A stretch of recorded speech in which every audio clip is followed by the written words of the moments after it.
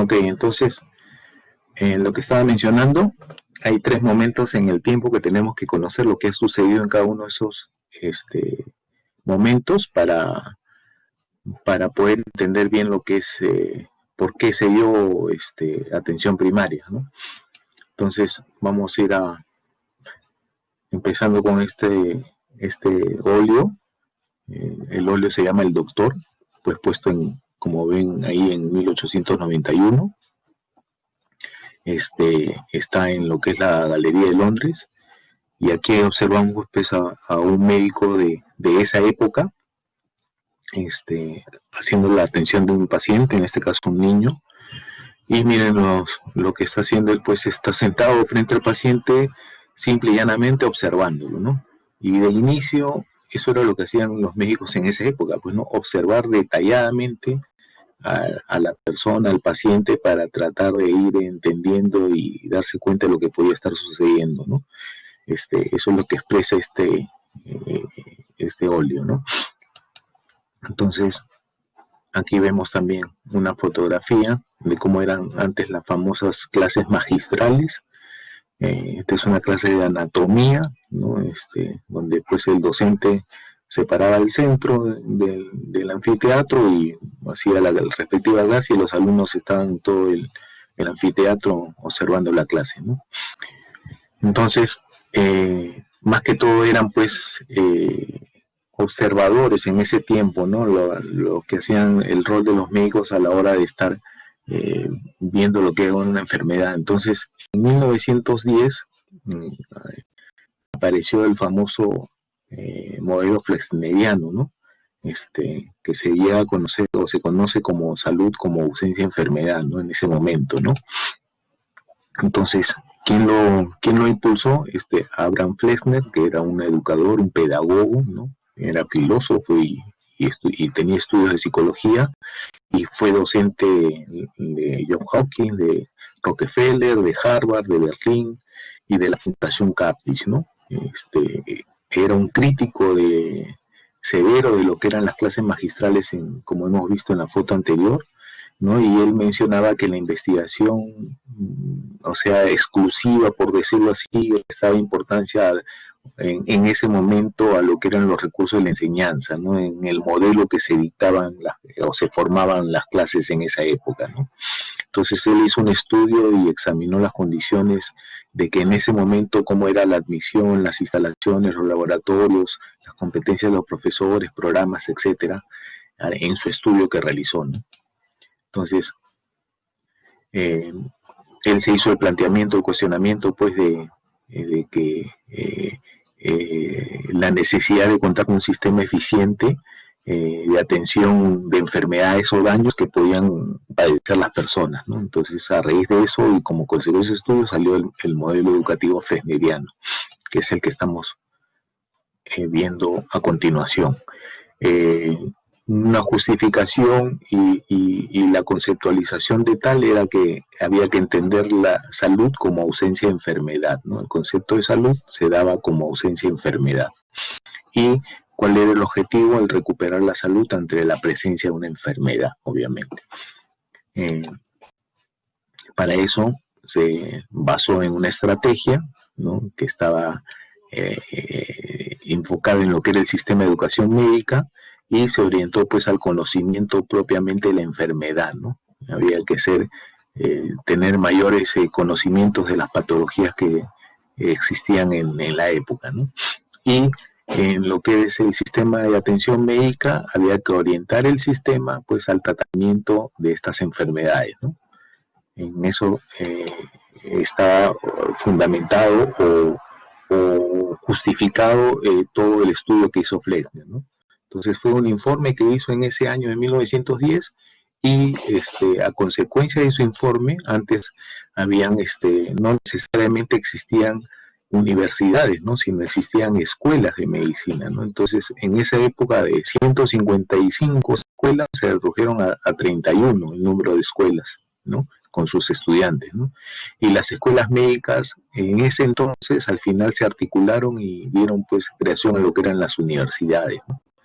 También se exigió 2 años de ciencias básicas, se integró la enseñanza práctica con los hospitales se articuló porque iban de manera separada o no se tomaba en cuenta, se incorporaron los laboratorios, se desarrolló la investigación, se hizo una articulación de lo que, o se dividió, mejor dicho, lo que es ciencias básicas con la preclínica y la clínica, se fomentó la dedicación exclusiva de los profesores y se concluía que se entendía que un médico sin competencias no era rentable para la sociedad, ¿no? Eso es el resumen en concreto lo que dio a conocer en su informe Flexner. Entonces, ¿qué efectos produjo este informe a nivel mundial? Porque así fue, tuvo un impacto a nivel mundial, ¿no? Se tomó como un modelo único y universal en la educación médica, ¿no? Y este único modelo de educación médica no necesariamente se adaptaba a las realidades particulares, si queremos hablar de hemisferios, ¿no? De América, Europa, Asia, se tomó como un modelo único, ¿no? Este modelo también a raíz del modelo flexneriano se desarrollaron pues los centros médicos orientados a la parte recuperativa, que netamente eran los responsables y cuidados de la salud, ¿no? Y dio pues como resultado también que se minimizó la responsabilidad de la ciudadanía en el manejo de esto, ¿no? Solamente se entendía que el personal asistencial médico, sobre todo, era el responsable del cuidado de la salud. Esos son parte de los efectos que dio el estudio, el informe Flexner. Esto también contribuyó al desarrollo de nuevas tecnologías y medicamentos para el diagnóstico y tratamiento de problemas sanitarios en general, que no necesariamente podían ser prioritarios, ¿no? Entonces, generó eso también, ¿no? Y como a raíz de ello, pues, hubo un crecimiento exponencial de los costos en las atenciones, se redujeron las coberturas y hubo una mayor exclusión de los más necesitados o de los que no tenían recursos, ¿no? Los usuarios y los médicos se hicieron técnicos dependientes y drogodependientes, por decirlo así, ¿no? Se entendía que todo problema de salud que podía o enfermedad que podía presentarse, sí o sí necesariamente tenía que ser resuelto con un manejo terapéutico. Se empezó a crear pues la falsa identidad entre lo que es la salud, la medicina y el hospital, como parte de la recuperación médica, ¿no? Como sinónimo de recuperación, ¿no? Se entendía que el enfermo ingresaba a un centro hospitalario donde se iba a encontrar con el personal médico y por consiguiente tenía que salir un paciente sano, ¿no? Se creó esa falsa identidad, ¿no? ¿Qué reflexiones nos puede traer el modelo flexneriano? Que se estimó, se observó que necesariamente la salud fuera solo científica, pensando solamente que la ciencia sí o sí podía dar resolución a los problemas que se presentaban en ese momento, ¿no? Entonces se correlacionó pues la aparición de la ciencia con la solución de enfermedades, ¿no? Y obviamente, ¿qué generó esto? Que se perdiera de visión o no se dieran cuenta de que muchos de los accionarios que tienen las personas a diario en el desarrollo de su vida, quiera o no, impacta pues en la aparición de enfermedades X o problemas de salud X que pueden afectar y generar pues problemas en ellos mismos, ¿no? Se dejó de lado eso, ¿no? Eso fue en lo que es el modelo flexneriano. En el segundo momento que aparece es en 1946, que se constituyó la Organización Mundial de la Salud, ¿no? Ahí ya se le etiquetó pues como lo que es el salud como bienestar físico, mental y social. Esto salió como consecuencia de la Segunda Guerra Mundial, ¿no? Este médico Stampar, un médico sociólogo de la antigua Yugoslavia que ya no existe, fue prisionero de la Segunda Guerra Mundial y él se encargó de ser el presidente de la comisión que elaboró la constitución de la OMS y la autoría de lo que era toda la definición en que se registró en dicho documento, ¿no? Fue en 1946, en Estados Unidos. ¿Qué justificaciones se daba para eso? Ya en lo que era conceptualización de lo que era salud, ya se ampliaba un poco el panorama del entendimiento de la misma, ¿no? De que es un estado de completo bienestar físico, mental y social, ¿no? Y que no consiste solamente en la ausencia de afecciones o de enfermedad, ¿no? O sea, ya se iba un poquito más allá, ¿no? Entonces, se estimó como objetivo de considerar que la salud tenía que ser entendida como un derecho fundamental de cualquier persona, ¿no? La estrategia era incluir en las constituciones de todos los países este entendimiento de salud como un derecho, ¿no? ¿Qué efectos fueron generando, no?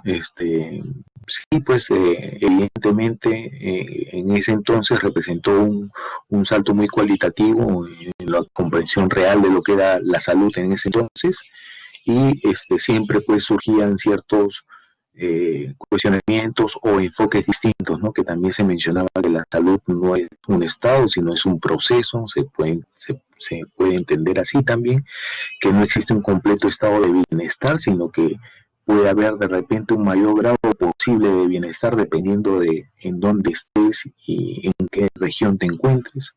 Que el bienestar no es un concepto general de entendimiento para todos por igual, sino que dado a ciertos grados de variables pues individuales o de realidades particulares podía diferenciarse el concepto de bienestar general, ¿no? Entonces, luego de ese cambio en 1946 ya llegamos a 1978 y ahí es donde aparece la Declaración de Alma-Ata. Se etiquetó, pues se dio como título de Salud como proceso político y social. Se seguía ampliando la conceptualización de entendimiento de la salud y se dio aquí, en Alma-Ata, en la antigua, que era una ciudad de uno de los países de Kazajistán que pertenecían a la antigua Unión Soviética, que ya no existe. Fue el 12 de septiembre de 1978 y participaron 134 delegados y 67 organizaciones internacionales. El director general en esa época fue el doctor Magler, y paradójicamente el subdirector de la OMS y coordinador general de Alma-Ata tuvimos un peruano ahí, el doctor David Tejada, que en ese entonces era ministro de salud aquí en nuestro país, ¿ya? Y como viceministro también estuvo un miembro de la antigua Unión Soviética, ¿no? Entonces ya vamos a poder analizar más adelante, a pesar de una cercana participación de un compatriota, pues vamos a poder observar a ver los avances que hemos tenido, ¿no? Bueno, como justificación y entendiendo la amplitud de la conceptualización de la salud, ya se hablaba de que había que considerarla como un proceso político y social, ¿no? Que ahí entraba todo lo que era el bienestar físico, mental y social del individuo en la sociedad, ¿no? Y los pilares pues fundamentales era el proceso político y el proceso social, ¿no? Cuando hablamos de proceso político, la pregunta será qué prioridades sanitarias tendría esa comunidad o ese pueblo, ¿no? De cualquier región del globo, ¿no? Y cuando hablamos de proceso social, ¿qué entendimiento qué significa la salud y bienestar para esa comunidad, ¿no? Entonces, en función a estos dos procesos, ya se generó todo el documento de Alma-Ata, que es uno de los textos que tienen ustedes ahí compartidos para revisión de lectura en el trabajo práctico que van a hacer el día jueves con su tutor responsable, ¿no? Aparte de un artículo que está también ahí agregado, también colgado en la página que lo van a ver, o ya lo vieron. Este, ¿Qué objetivos se planteaban ahí? En la meta social y política de salud para todos en el año 2000.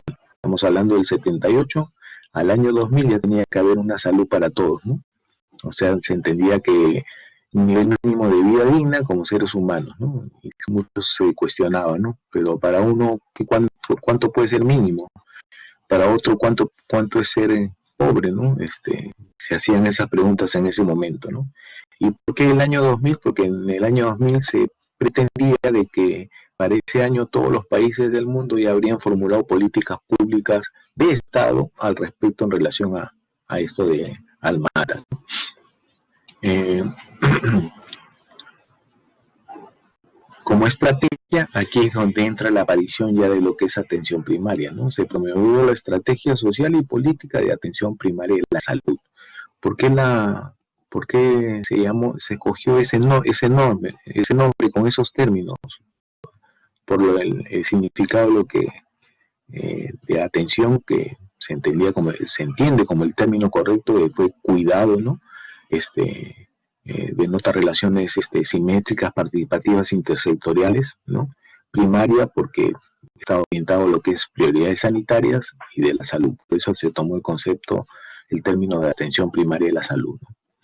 Y en ese entonces también se podían hacer observaciones de que pues el entendimiento del significado de esto, ¿no? O sea, acá, por ejemplo, en esto se ve que le hacían una pregunta a un viejo jefe de una tribu del desierto de Sudán, y acá le preguntaban, por ejemplo, cuáles son los principales problemas de salud de su pueblo, en grado de importancia. Ellos ponían el bienestar de los camellos, ¿no? Porque en el desierto, pues, el no tener uno de estos animales es prácticamente la muerte cantada, ¿no? El 2, el agua, como segundo, porque es lo principal, y que la población no se enferme, ¿no? Las enfermedades de la población, en ese orden catalogada, por ejemplo, este jefe de acuerdo a su realidad, ¿no? Y así podían haber enfoques distintos según las regiones, ¿no? Eh, como ampliación del concepto clave ANMATA, pues se dijo de que la atención primaria de salud es la práctica ciencia, metodológica y tecnológica socialmente aceptable, de acceso universal y a un costo que la comunidad y el país puedan soportar, ¿no? Se entendía también como la APS estaba dirigida a los principales problemas sanitarios de la comunidad, dándole atención prioritaria a los más necesitados, ¿no? Y para cumplir eso había que trabajar en tres aspectos, ¿no? El trabajo multisectorial, que abarcaba las políticas que establecían los gobiernos para poder implementar una atención primaria dentro de sus sistemas de salud, y la intervención del desarrollo económico y social para llegar a salud para todos, que era el objetivo, ¿no? Para el año 2000. El otro punto era la participación ciudadana, entendiendo que era un derecho, y no solamente un derecho, sino un deber, y había que participar en la implementación de esta atención sanitaria. Y la cooperación internacional para algunas regiones, sobre todo las subdesarrolladas, que requerían pues mayor esfuerzo para poder implementar esta nueva estrategia, ¿no? Entonces, había que trabajar en estos tres sectores o elementos, ¿no? O ámbitos, ¿no? El trabajo multisectorial, participación ciudadana y la cooperación internacional.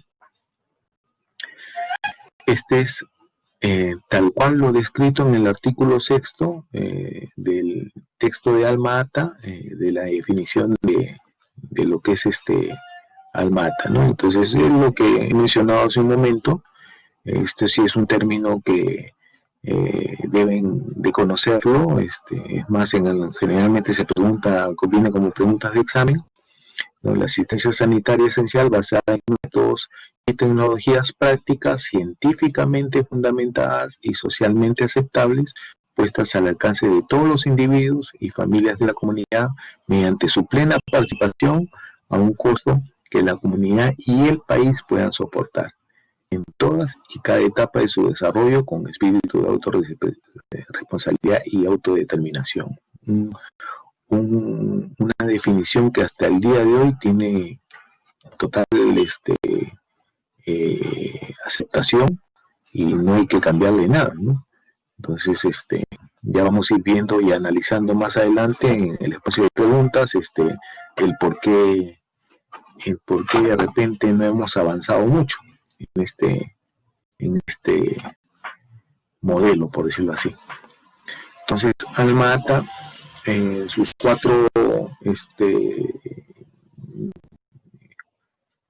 conceptos fundamentales: la acceso universal, o sea, todos tienen que tener una cobertura en atención de salud, tiene que haber equidad dentro de todo lo que es el desarrollo sanitario orientado a la justicia social, tiene que haber una participación comunitaria de la comunidad, pues, en lo que es la aplicación de estas agendas, y el enfoque intersectorial. Entonces, a 40 años, han pasado 41 años desde el Alma Ata. Entonces, ¿cómo estamos en el Perú? A ver, si queremos una mejor atención primaria de salud con establecimientos asistenciales óptimos que cubran las necesidades para toda la población, ¿qué nos ha pasado?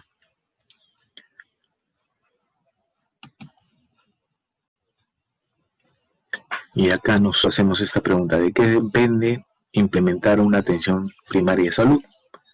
¿Por qué nos ha tomado tanto tiempo a nosotros, por ejemplo, ahora, haciendo el análisis de nosotros? ¿Por qué se hace tan complicada? ¿O por qué se nos está haciendo tan complicada?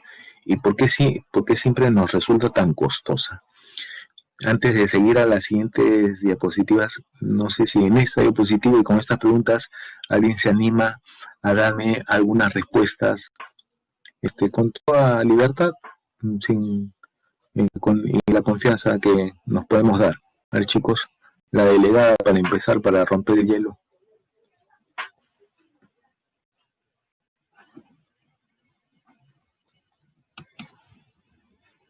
Te escuchamos.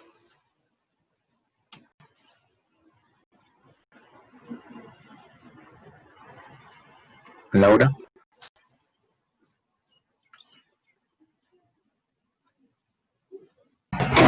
Sí, doctor. Sí. ¿Se me escucha? Sí, te escuchamos. Adelante.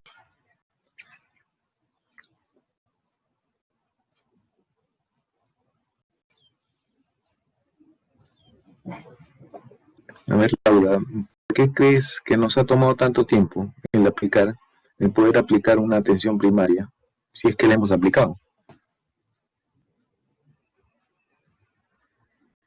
Tal vez por la falta de recursos que se destinan a la atención primaria.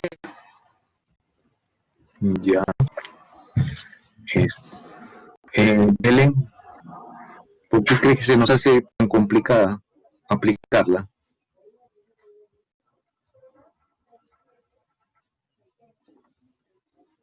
Buenas tardes, doctor. Porque como usted manifestaba, el tema tiene que ver con un proceso político y un proceso social, ¿no? Y dentro de tiene mucho que ver, por ejemplo, en el proceso político, las ambiciones que puedan tener, y esto un poco desvía la atención de lo que sería el fin para lograr lo que serían las reformas, ¿no? Que contribuirían a lograr implementar todo este sistema que teóricamente está bien planteado, pero llevándolo a la práctica, digamos que sufre muchos baches en el proceso. Ya, está bien, pero ¿cuál es lo principal que nos hace ser tan resistentes a esos cambios? Y obviamente, ¿por qué nos resulta tan costosa también?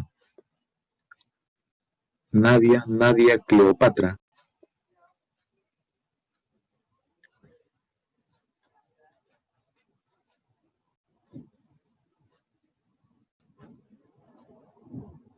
Nadia, ¿estás ahí?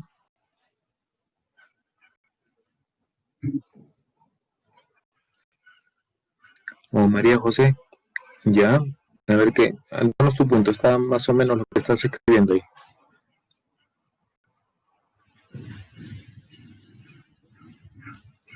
María José, te escuchamos.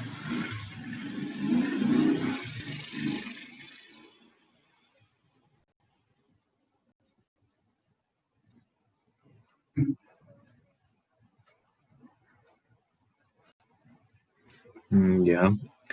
Bueno, estas son parte de las limitaciones que se dan, pues, en estas clases virtuales, ¿no? En medicina, pues, si bien es cierto, la parte virtual es de gran importancia. La formación de medicina no es así necesariamente, ¿no? Este, ya, sí, te escucho, María José. Bueno, buenas tardes. Creo que es porque el sistema de salud está fragmentado, bueno, sabemos, hay diferentes sistemas de subvención de las partes de salud, ¿no? Y también hay dificultad de comunicación entre estos sistemas, por ejemplo, entre la economía, la subvención económica que se da a la salud, a las Fuerzas Armadas y todo eso, no hay una comunicación entre ellos y tampoco hay una igualdad de atención para toda la población entre estos sistemas. Y también por la centralización del país, que más que nada los recursos y los profesionales se centralizan en la capital. Sí, está bien, es válido lo que estás diciendo. Válido lo que han dicho las tres en realidad, ¿no? Pero esta siguiente diapositiva, miren, perdón. La atención primaria de salud se encuentra enormemente difundida e incorporada al lenguaje técnico en el sector salud. Esta aseveración es antes de la pandemia. Desde los discursos de los ministros hasta las charlas informales en el trabajo diario del hospital o del centro de salud se encuentran cada tanto con referencias a ellas. Sin embargo, escuchamos con atención, no siempre se habla de lo mismo cuando se habla de atención primaria. Hasta ahora, con la pandemia, ahora están hablando que la solución al problema es la atención primaria. Y no necesariamente es así, ¿no? Esta aseveración es la que hace ver, pues, y hace confundir todos en general o a muchos, ¿no? Y más aún lo lamentable es que estamos hablando personal asistencial o relacionado al sector salud que no tienen claro la conceptualización del entendimiento como tal y por consiguiente lleva a distorsiones, ¿no? Entonces, ¿a qué nos referimos con ello? ¿Por qué se da esa diferencia de entendimientos, por decirlo así? Por dar para entender mejor es el enfoque que pueden tener las personas en relación al entendimiento de lo que es atención primaria. Entonces algunos, y estos son los más comunes que se ven, estos tres enfoques, algunos consideran a la atención primaria como un conjunto de actividades, otros la consideran como un simple nivel de asistencia y otros la ven como estrategia, ¿no? Entonces vamos a hacer una revisión rápida de estos tres enfoques para más o menos ver en qué son débiles uno del otro y cuál por consiguiente es el más idóneo, ¿no? Entonces, cuando hablamos de una arte entendida como conjunto de actividades, ¿a qué se refieren a ello? Que se enfoca nada más para comunidades o sociedades llamadas en desarrollo, ¿no? Y utilizan sí o sí necesariamente el criterio de esencialidad, ¿no? Que lleva a eso, que esas actividades están orientadas netamente a asistencia sanitaria, alimentaria y atención del medio ambiente, expectativas muy altas de probabilidades de impactar de manera importante en el estado de salud de ese grupo en desventaja, por decirlo así. Esto jala pues lo que dice el texto de Almata, ¿no? Parte del texto de Almata, ¿no? Lo que es educación sanitaria, provisión de alimentos, nutrición adecuada. Cuando ustedes revisen rápidamente el texto de Almata, es un texto de 100 hojas y hace pues un análisis previo de los aspectos sociales de las distintas regiones de los países y se hace el análisis de por qué pues entran en crisis ciertas poblaciones, regiones o países, ¿no? Entonces, esto lleva pues a que se realicen, a que estas actividades la enfoquen necesariamente en las orienten necesariamente según este enfoque en el primer nivel de atención, y se da en un nivel técnico y tiene un impacto parcial sobre la comunidad porque es dirigido a grupos de riesgo, ¿no? Entonces, eso es cuando entendemos la atención primaria como un conjunto de actividades. Cuando la entendemos como un nivel de asistencia, ¿no? Hablan pues de una atención primaria, el primer nivel de complejidad o como puerta de entrada en el sistema de salud, ¿no? O sea, netamente el primer nivel, ¿no? Algunos autores la quieren definir o van a ver en algunos textos o revistas de atención médica primaria, ¿no?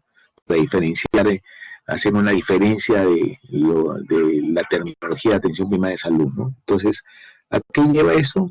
A que el primer nivel de atención, la atención primaria, debe tener un alto nivel de resolución que actúe como administrador de las necesidades del paciente frente a los distintos niveles de complejidad, ¿no? Barbara Starfield, que era una pediatra americana, que ya hace unos años murió, es considerada, digamos, la madre de lo que es atención primaria en Estados Unidos. Ella mencionaba que la atención primaria es aquel nivel de sistema sanitario accesible a todo nuevo problema o necesidad a lo largo del tiempo, centrado en la persona más que en la enfermedad, que hace atención a todos los trastornos, con excepción de los raros o inhabituales, y que coordina e integra la atención prestada en otros lugares por otros profesionales. Un concepto muy válido, ¿no? Dicho sea de paso, ¿no? Pero solamente es el enfoque entendido como un nivel de asistencia mayoritariamente en un solo nivel, ¿no? Y aquí viene el otro enfoque, entendida como una estrategia, y si se han dado cuenta, es el enfoque que se aplicó en el texto de Alma-Ata, ¿no? No es por eso que se dice que es la más completa e integral y la que se debe establecer como principal, ¿no? Y la atención primaria hay que entenderla como una estrategia, ¿no? Que tiene que estar pues en un sistema de salud que debe constituirse, y este sistema debe estar basado en función a esta primaria, ¿no? Entonces, significa además que cada componente del sistema conoce a los otros, sus funciones y vías de comunicación y circulación de pacientes desde la perspectiva de un nivel de atención que ninguno es más importante que el otro, ¿no? Y que cada uno tiene un rol que jugar en su nivel para la prevención, curación y rehabilitación de los problemas de salud de la comunidad, de las personas y la comunidad, ¿no? Entonces, a diferencia de las otras concepciones que ya se han mencionado, esta involucra a todos los niveles, ¿no? Sin dejar de ver su importancia uno del otro, y el nivel de decisión para implementar la atención primaria debe estar en perspectiva a un fin político, ¿no? Y mente con el respaldo de lo que se entiende como derechos fundamentales de la salud, ¿no? Por eso que se habla que la atención primaria no es netamente propiamente del nivel de atención. La atención primaria está en todo el nivel de atención. Que se pueda desarrollar más en el primer por ser la entrada del usuario del sistema es otra cosa.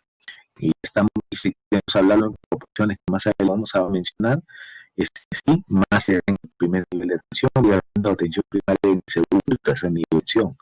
Por eso, no necesariamente, por eso comentaba anteriormente, que no pues evolución de ahorita, nuestro momento con la pandemia es perfectamente la atención primaria, no es así.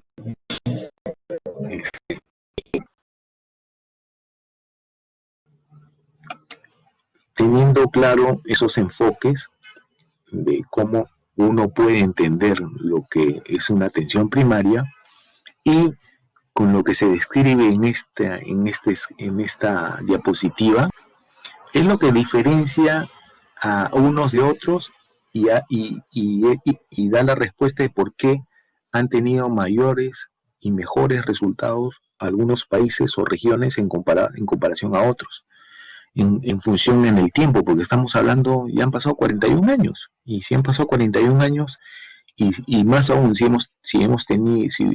tuvimos una persona, un compatriota que hizo bastantes méritos por estar ahí y por tratar de lograr que se plasme eh, este, esta estrategia, estamos pues no estamos bien, pues, ¿no? Entonces, ¿en qué se diferencia o cuál es la diferencia de esto? En que cuando hablamos de esquema general de desarrollo de las personas, para poder medir su bienestar de la persona o del ciudadano, hay que considerar el desarrollo de dimensiones. Las 4 dimensiones principales para considerar un desarrollo o un bienestar de las personas o comunidades son estas: la dimensión social, la dimensión económica productiva, la dimensión institucional y la dimensión medioambiental. Estamos hablando en un bienestar pues que busca un gobierno con políticas de Estado para el desarrollo de su población a futuro, ¿no? Entonces, en la dimensión social pues entra salud, educación, alimentación, vivienda, saneamiento, cultura. Están viendo ahí lo que corresponde a cada una de estas dimensiones. Entonces, eso es lo que hace la diferencia, que esos países han puesto iguales recursos, igual prioridad, en forma general a cada uno de estos ejes en cada dimensión. A diferencia de nosotros que y esto se ve más en América Latina. Esto se hace más notorio en América Latina con lo que es Europa, Asia y América del Norte. Entonces, al haber estas regiones desarrollado, implementado y dado más recursos a todas estas dimensiones, es que han ido pues modificando la idiosincrasia de sus ciudadanos y por consiguiente se ha mejorado la salud y por consiguiente no solamente salud sino educación y una cultura pues de mayor nivel, ¿no? Eso es lo que marca la diferencia. Hasta ahora seguimos hablando, cuando alguien quiere tratar de solucionar problemas de salud, solamente se queda en este eje de lo que es la dimensión social y trata de articular lo que es salud, educación, alimentación, pero ahí no se queda. Y esto tiene que ver con una responsabilidad política, pues, ¿no? Los políticos también no han estado a la altura de ello en los años sucesivos que han pasado y por eso pues que estamos viendo pues asignación de cobertura, supuestos del Producto Bruto Interno pues muy bajos y es obvio que ya responde a lo que habíamos estado hablando en las diapositivas anteriores de esto, ¿no? De por qué nos ha tomado tanto tiempo, por qué se nos ha hecho tan complicada, por qué se nos ha hecho tan costosa, por lo que hemos estado hablando de esta diferenciación de enfoques, entendimiento de enfoques y la mala aplicación de cambios, de reformas en los sectores que corresponden a esas dimensiones que no han sido fortalecidas, ¿no? Entonces,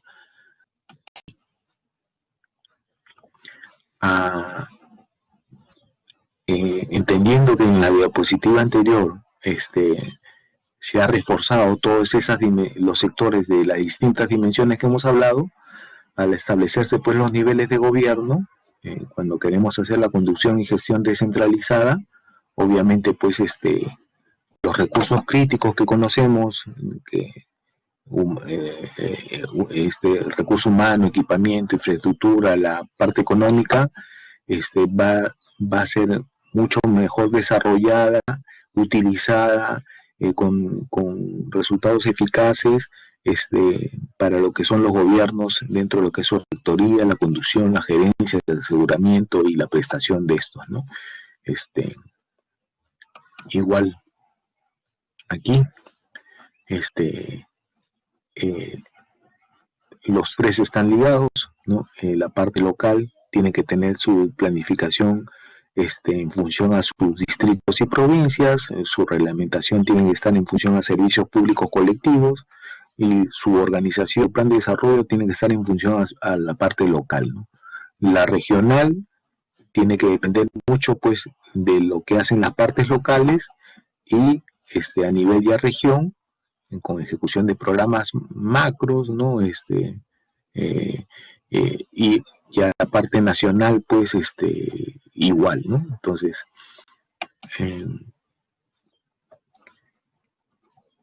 las funciones que puedan compartir esos tres niveles de gobierno, en lo que son, pues, normatividad, financiamiento, conducción, participación social, va a ser, pues, mucho más dinámica entre uno y otro nivel, sin necesidad de estar interviniendo en lo que no necesariamente le corresponde, ¿no? Como vemos ahora, por ejemplo, por dar un ejemplo de no cumplimiento de esto, que vemos muchos distritos no tienen un servicio público de limpieza óptimo, y a pesar de ello, que no pueden ni limpiar bien sus calles de su distrito, se están metiendo a implementar programas de salud, por ejemplo, ¿no? Entonces, no tiene mucha lógica eso, ¿no? Y así otros ejemplos, ¿no? Entonces, aparecen estos problemas, pues, ¿no? Tanto en la parte nacional, regional y local. Por eso al no tener un concepto idóneo del área, y no tener expertise en lo que es el manejo de normativas o la ausencia de normativas, el de saber o hacerse estas preguntas, pues obviamente les va a dificultar, o se van a ir por caminos que no corresponden, ¿no?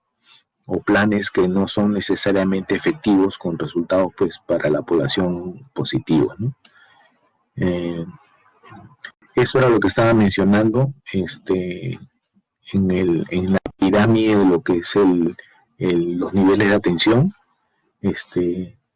La atención primaria de salud está en los tres niveles. Una atención primaria de salud dentro de un sistema de salud óptimo tiene que estar, pues, con apoyo de lo que es infraestructura, equipamiento y tecnología y recursos según cada nivel de atención. Y por eso que tenemos, para el acceso a lo que es el individuo, la familia y la comunidad, el primer nivel de atención, que maneja todo lo que es baja complejidad, que tiene establecimientos, puestos de salud, centros policlínicos y clínicas, con equipos de atención primaria idóneos, multidisciplinarios, por decirlo así, tienen aproximadamente el 80% de la cobertura, ¿no? El siguiente nivel, que es el segundo nivel, el 15%, donde están los hospitales 1, 2 o 3, según la nomenclatura institucional, que manejan la mediana complejidad. Y el tercer nivel, que ya es la parte de mayor, de alta complejidad, que son hospitales nacionales o institutos que tienen el 5%, ¿no? Es lo ideal en un sistema sanitario con una atención primaria, pues, óptima, ¿no?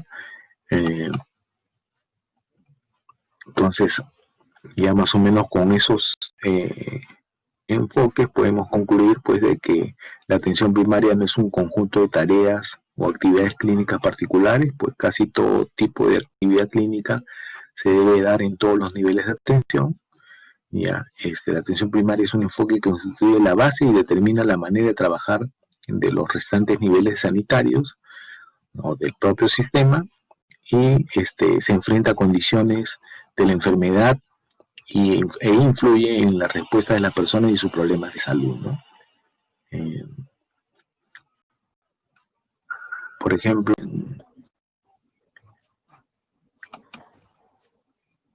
acá vamos a ver un rato. A ver. A ver.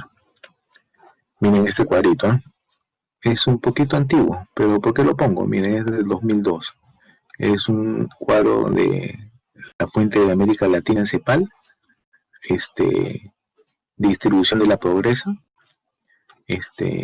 Están hablando por regiones, está hablando que Huancavelica era la región en ese entonces con mayor cantidad de pobreza y menos, con menos pobreza Lima y Callao. Ahora miren, este cuadro no ha variado mucho actualmente, salvo en este caso Cajamarca, que ha pasado por un mal manejo de funcionarios políticos, ha pasado al primer lugar y ahí están, prácticamente el cuadro sigue siendo igualito en la actualidad. Miren la tasa de profesionales médicos, la distribución de médicos según regiones. Estábamos hablando, es unos años después a esa fecha, 2007.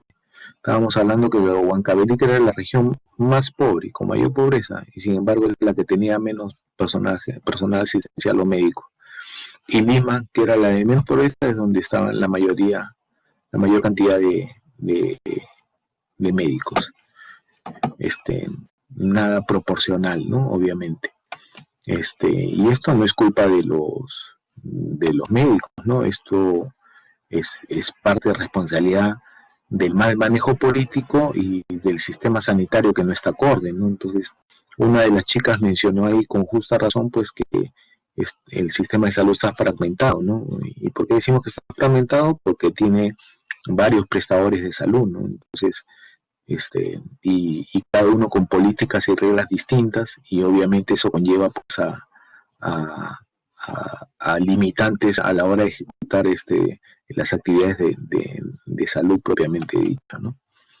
Entonces, como reflexión final, la construcción de un sistema equitativo que pueda asegurar pues la cobertura de salud para todos en general, hay que tomar en cuenta esto, ¿no? Eliminar la fragmentación de los sistemas. No puede haber pues reformas sin cambios sustanciales en las organizaciones o sistemas sanitarios de un país, al menos si no queremos hacer una reforma total, una reforma parcial, pero algo se tiene que modificar, ¿no? El aumentar el presupuesto de los sectores involucrados que estábamos hablando en las dimensiones sociales, con una voluntad de cambio, en este caso del Ministerio de Economía y Finanzas, ¿no? Y la voluntad política, obviamente. Si se elige un camino en la provisión descentralizada de algún servicio de cuidado, hay que hacerlo pues de manera articulada entre regiones y gobierno central, entendiendo pues que la apuesta por la APS es el futuro a mediano y largo plazo, no a un plazo inmediato. Hay que estar cuidando la transición, y eso es mucho la decisión política. Y la solución adoptada pues no necesariamente debe ser única, ¿no? De repente por ahí hay algo que hay que ir ajustando en el camino, se ajusta, ¿no? Hay que estar abierto a ajuste de los cambios, ¿no? Y esto tiene que pasar pues por la aceptación de gobiernos con inversiones idóneas, sin importar pues qué color o de partido político debe haber, ¿no? Y entender que no es a un plazo inmediato, sino a mediano y largo plazo, ¿no? Y más aún se hace complicado aplicar una PS, pues, en una realidad social, pues, que tiene problemas de saneamiento, de no reconocimiento de valores por estos valores sociales, por estas consecuencias de lo que hemos hablado en lo que es nuestra idiosincrasia, inseguridad ciudadana, delincuencia, y el problema de corrupción pues en las instituciones públicas, ¿no? De las personas que integran las instituciones públicas, porque en realidad no son las instituciones públicas, sino son las personas, por falta de esos valores que incurren en esos faltas pues o delitos, por decirlo así, ¿no? Bien, esto es una reflexión que dio el doctor Tejada 5 años después de Alma Ata, que también, miren, pues del 2003, y miren lo que dice, ¿no? La salud es sobre todo una realidad compleja, un proceso social aún más complejo, y un proceso político dentro del cual hay que tomar decisiones políticas, no solo sectoriales, de Estado, capaces de comprometer obligatoriamente y sin excepciones a todos los sectores, ¿no? Algo de lo que hemos estado hablando, ¿no? Entonces, lástima que no se no se dio pues un apoyo al 100% a lo que decía este doctor, ¿no? Y bueno, eso en grandes pinceladas es lo que se podría dar de alcance de atención primaria. No sé si hay alguna pregunta de alguno de los asistentes. A ver, chicos, los escucho. Doctor, disculpe, una consulta. Doctor, con respecto, bueno, ¿existe una entidad, sea internacional o nacional, que se encargue de velar, o sea, la instauración de políticas sanitarias? Una entidad como la OMS, tal vez la UNICEF, ¿o quién se encarga de eso? A nivel internacional y nacional. Bueno, internacional es la OMS, pues, la que se supone dicta políticas macro, pues, pero no son, pues, vinculantes. Depende de los gobiernos de turno en cada nación para que puedan, adecuarse a ello, ¿no? Y bueno, todo en el tiempo, la verdad que va cambiando, ¿no?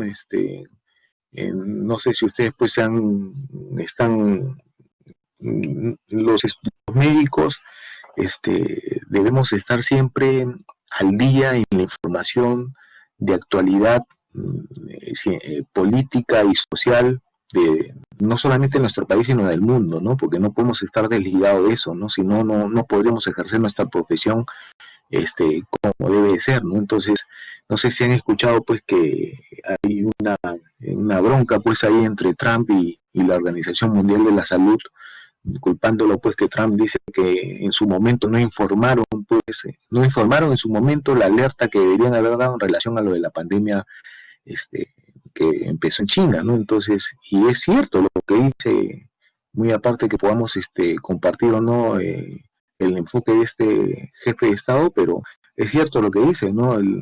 Lamentablemente la Organización Mundial de la Salud no informó en el momento que debió haber informado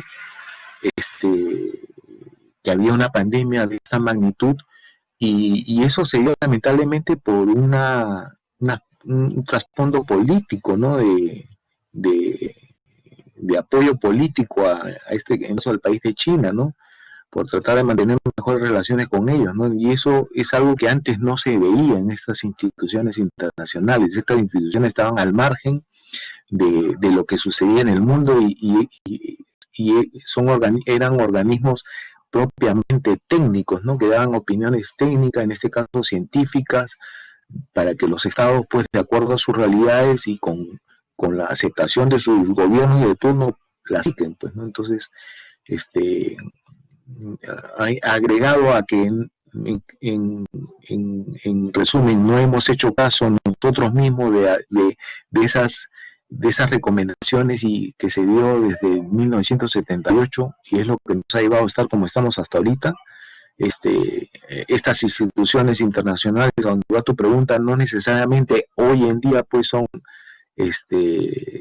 los que sí o sí tienen que darnos la pauta, la guía, ¿no? Yo creo que la pauta y la guía son nuestros propios ciudadanos, quienes ejercen la política y en su momento pueden estar de gobernantes de turno, y más la responsabilidad social que todos tenemos como ciudadanos de querer pues que todo vaya viento en popa como debería de ser, ¿no? Entonces yo creo que ahí se responde parte de lo que tú preguntabas, ¿no?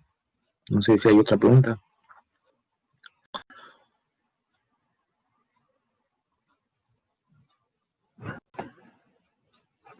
Disculpe, doctor, ¿me escucha? Sí, perfecto, te escucho, Jerry. Sí, doctor, quería consultarle, por ejemplo, lo que lanzó hace poco el gobierno sobre el aseguramiento universal.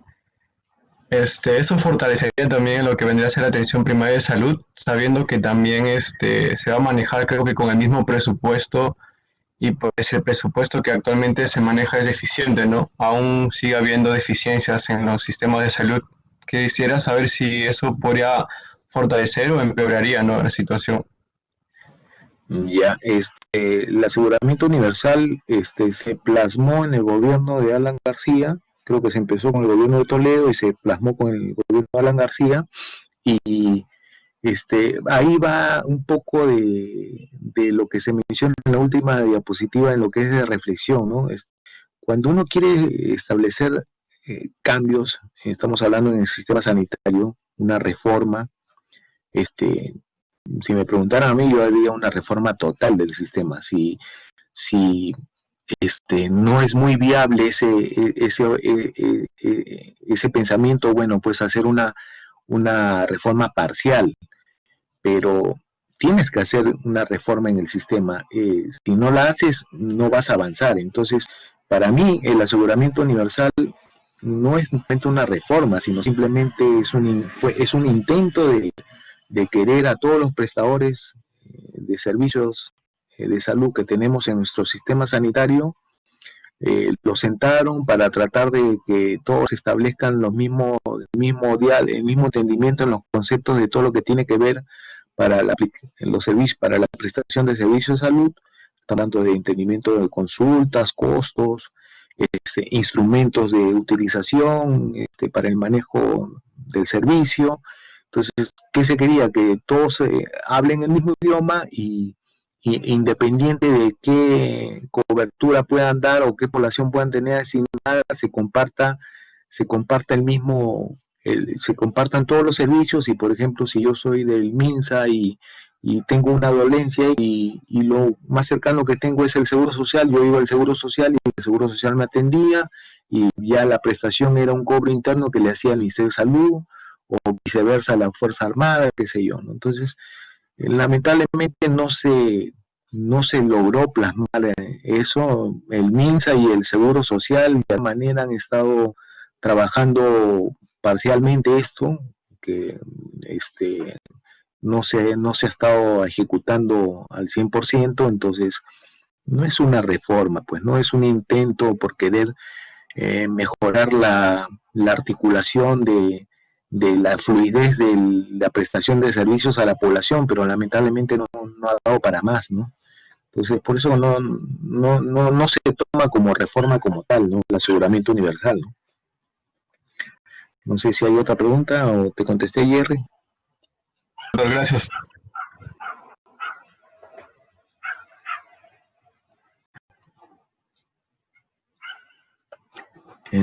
A ver. Esta es la bibliografía que se ha utilizado para esta clase. Repito, ustedes tienen un texto ahí agregado, colgado en Collaborate, y tienen el artículo que es en función a lo que hemos hablado en la clase, de los enfoques.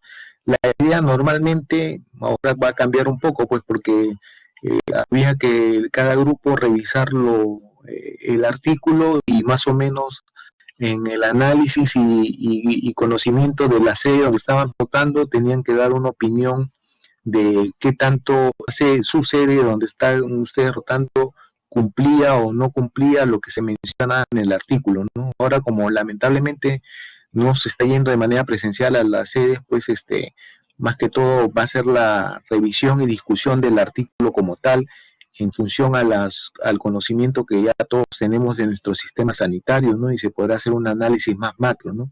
En eso es lo que se va a diferenciar ahora de lo que anterior se hacía, ¿no? Entonces, ese artículo que se les ha pasado y el texto ya lo tienen sus docentes, y para el día jueves van a estar conversando en función a lo que hayan entendido del artículo. Estas primeras cuatro clases que corresponden a la primera unidad de atención primaria van a estar a cargo mío. Esperemos que ya se haya regularizado lo de la asistencia para la siguiente clase. Y bueno, no sé si tengan pues alguna otra pregunta para contestarles.